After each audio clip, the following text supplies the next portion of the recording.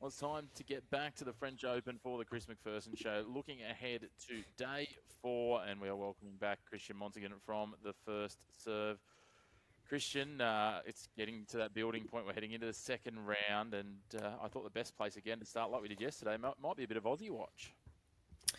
Yeah, so Alexei Popyrin on the men's side, he's obviously won his first round match, won the first two sets against Nishioka, then third set Nishioka unfortunately retired, but he's actually got Alejandro Tabillo up next in the second round, which probably on paper is quite a winnable match considering Tabillo's form, albeit Tabillo did win a challenger title a week or two ago. So yeah, he's building himself into a bit of form, former top 20 player, so can't take him lightly.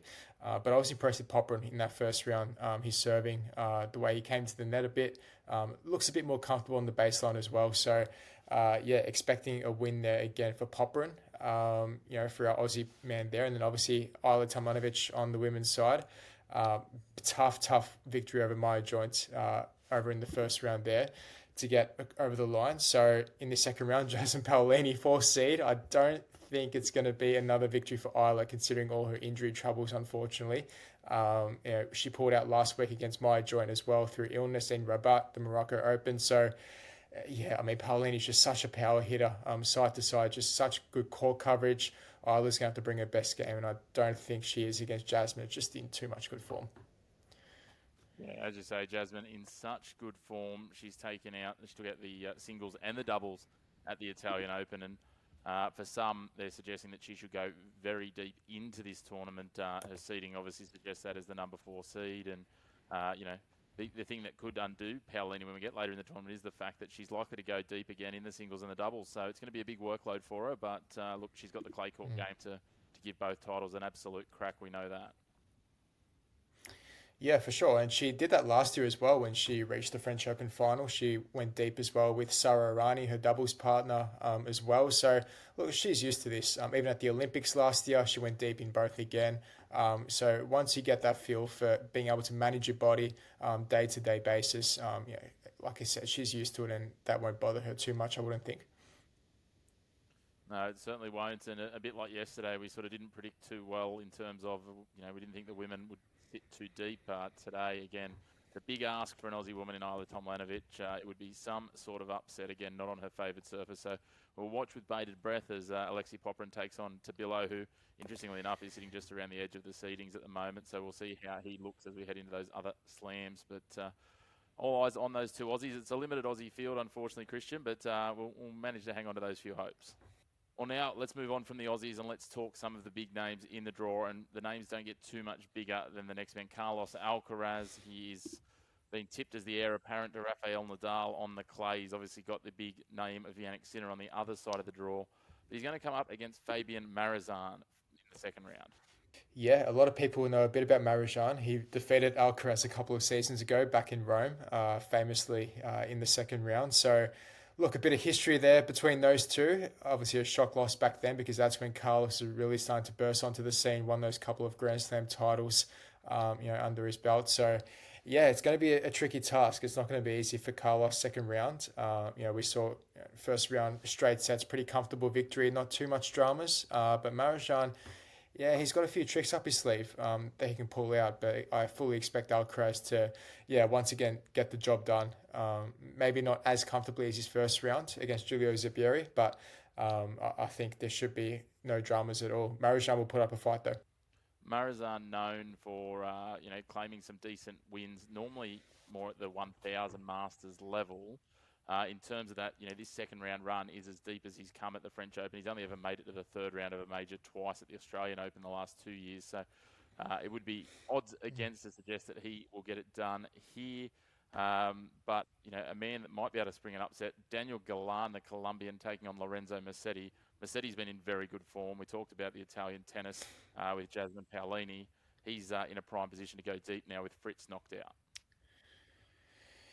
Yeah, for sure. Musetti's been in incredible form over the past few months, making semi-finals at least of the past three Masters events on clay. Just the way he plays, it just looks so effortless at times with the one-handed backhand. The way he moves around the court, his drop shots, the slice, just has the all-round craft. Basically, what you dream of as a tennis player. It's just whether he can make another deep run, at a Grand Slam now. That's his next big challenge. And look, Galan's a very experienced, player, obviously coming from a Colombian background, suited more to the clay. But even he, over the past year or so, just hasn't been his same self. If this fixture got put to me on paper a couple of years ago, I would have said it would have been a much closer contest. But looking at Musetti and his form coming in, he didn't even face a break point in his first round against Yannick Hanfmann. So that just goes to show how locked in he is, so early on in the tournament, which can be pretty hard. You usually see some lapses in concentration for the first couple of rounds. It takes the time for these top players to really build themselves into such a major tournament. But Musetti looks ready to really go deep here. He's at a career high ranking. He's up to number 7 in the world. And as we said, he is continuing to build. That opportunity now presents with Fritz out of this tournament. He hasn't made it past the 4th round here. He's been there twice in 21 and 23. Are we tipping that odd number run to continue for Musetti? I think he'll get to the 4th round and beyond the way the draw is shaping up. For sure. Well, before the tournament, I had him tipped for the semis to face Alcaraz, and that tip's not changing, especially, as you mentioned before, Taylor Fritz going out of the draw shockingly to Daniel Altmaier in 4 sets. That, again, opens the draw really wide for Musetti to, again, really stamp his mark in this side of the draw. Once he gets to that stage against Alcaraz, different story, because we've seen Carlos have his number a couple of times now, both in at the Monte Carlo final and in Rome in the semis. So, yeah, it's going to be interesting. Can Musetti keep this form up? I think he can, and I reckon, semi-final berth is probably his for the taking. Before we wrap the men's for today, we're going to have a look at a game that on paper might not be your 2 traditional clay quarters. 2 big bombing Americans, Seb Korda up against Jensen JT Brooksby. I just like this. The Americans, there's going to be a bit of hoorah about this. They're 2 big boys that like to throw down the serves. It's maybe not what you're expecting on clay in terms of dominance, but I think it'll be an interesting matchup, this one, for the second round.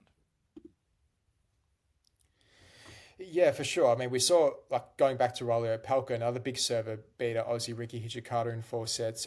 For him, it took a bit of time for him to get used to the conditions, adjust, and then from there, after the first set, fully just steamrolled. And I expect, these 2 Americans to get off to a slow start, fill each other out, and then, let the serving do the talking. I don't see too many breaks of serve here, albeit obviously the clay isn't the same as a hard court, for, many reasons. So, yeah, I think Sebastian Korda, for him, he just has so much talent. Obviously, his father, won the Australian Open over, 25, 30 years ago.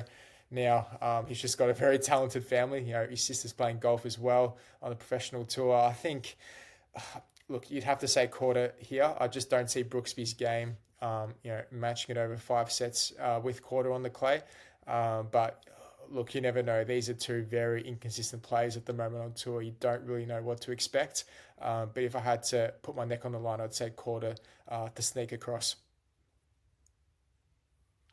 Yeah, certainly Brooksby's inconsistency probably best epitomised by the fact that he sat around the edge of the seedings only a few years ago, and now he's down to the 160s in the world. So certainly not at his best at the moment, but who knows with that inconsistency what he can turn up, but certainly leaning Korda as well. Let's now switch to the women's. We talked about Isla Tomljanovic taking on one of the top 4 seeds in Yasmin Paolini before. There's some other big names, and probably the biggest matchup, and this was predicted when we saw the draw come out. It was something that a lot of people had circled. Emma Raducanu against Iga Swiatek, and Swiatek looked absolutely on in round 1. She did. Yes and no. In years past, she would have won that game probably 6-love, 6-1, right? There were a couple of times in that second set, for example, she was down 2-love, down early breaks. That's just not eagle-like, especially at the French Open, where she's won the tournament 4 times. She usually, really gets ahead of her opponent early on, and from there, there's sort of no stopping her. But I think her opponents now can sense a bit of blood, given her form, recently this year. It hasn't been great.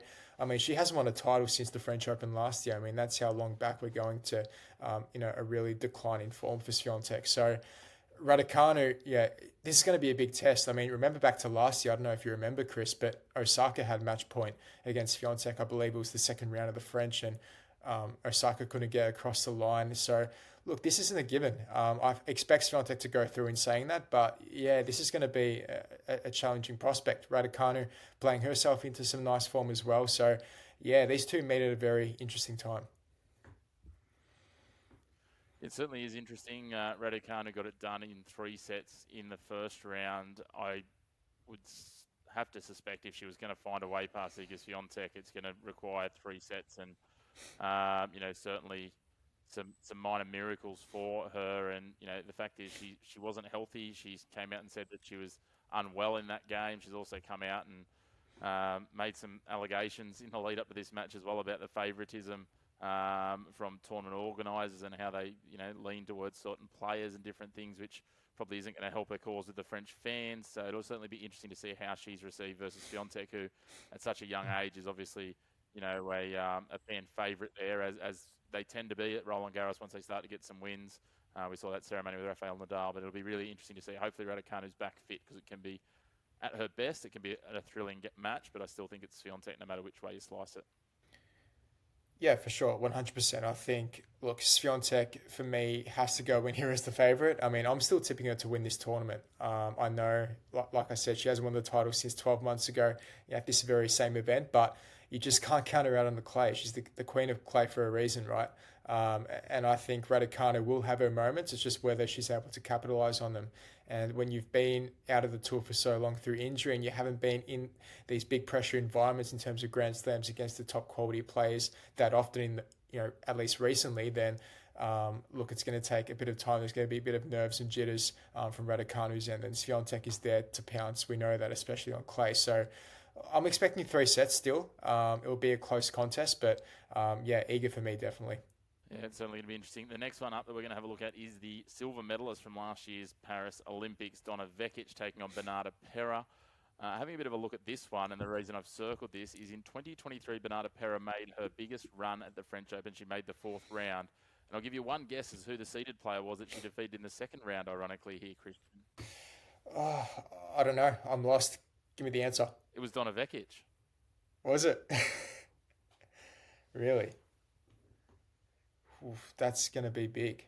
Yes. Did not expect that at all. I think look, Vekic for me, obviously you mentioned she won the silver last year. She's a player who hasn't really established herself on clay throughout her career. She's been more of a hardcore player, even on grass. She made the semis last year at Wimbledon.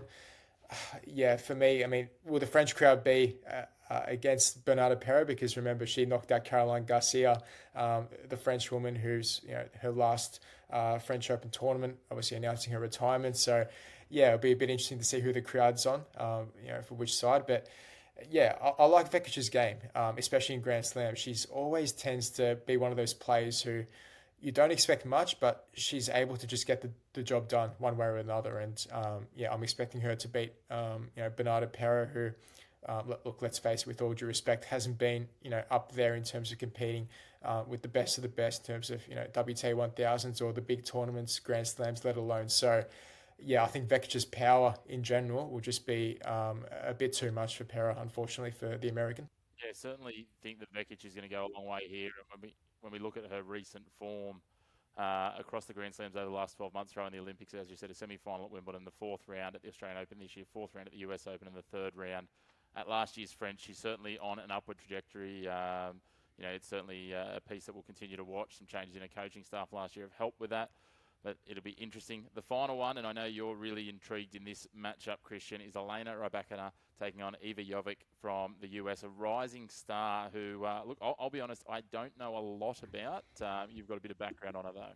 Yeah, so she's come up as a junior talent. She's been competing with the likes of Emerson Jones, our own Australian back here, which we know Jones has been the number one junior for quite a while now. But Jovic has competed well. She's got a big game, big serve, backhand, forehand, both wings. Again, good move in which you need in the modern game. And I've just been hearing from a lot of pundits, especially the American pundits on Tennis Channel and whatnot, that she's going to be the next big thing in American tennis. Watch out for her.